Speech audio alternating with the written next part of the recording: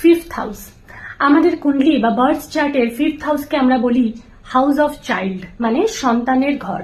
তার মানে কোনো জাতক বা জাতিকার সন্তান প্রাপ্তি হবে কিনা, কোন বয়সের পর গিয়ে হবে, সন্তানের সাথে তার সম্পর্ক ঠিক কিরকম থাকবে, সেই সমস্ত কিন্তু আমরা ফিফথ হাউস থেকে বলে দিতে পারি। শুধু তাই নয়, স্টক মার্কেটও কিন্তু আমরা ফিফথ হাউস থেকে দেখি। অনেকেই এসে বলেন যে ম্যাম, আমরা স্টক মার্কেটে ইনভেস্ট করতে চাই, স্টক মার্কেটে আমার ইন্টারেস্ট আছে, আমার কি স্টক মার্কেটে ইনভেস্ট করলে সেটা আমার জন্য ভালো হবে কিনা, সেই সমস্ত কিছু কিন্তু আমরা ফিফথ হাউস থেকে, সেই জাতক বা জাতিকার ফিফথ হাউস থেকে বলে দিতে পারি।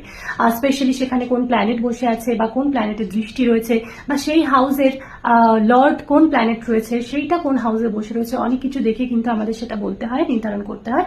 তাই সবার চার্ট আলাদা আলাদা, তাই পার্সোনালাইজড কুণ্ডলী ছাড়া সেটা বলা কিন্তু খুব মুশকিল।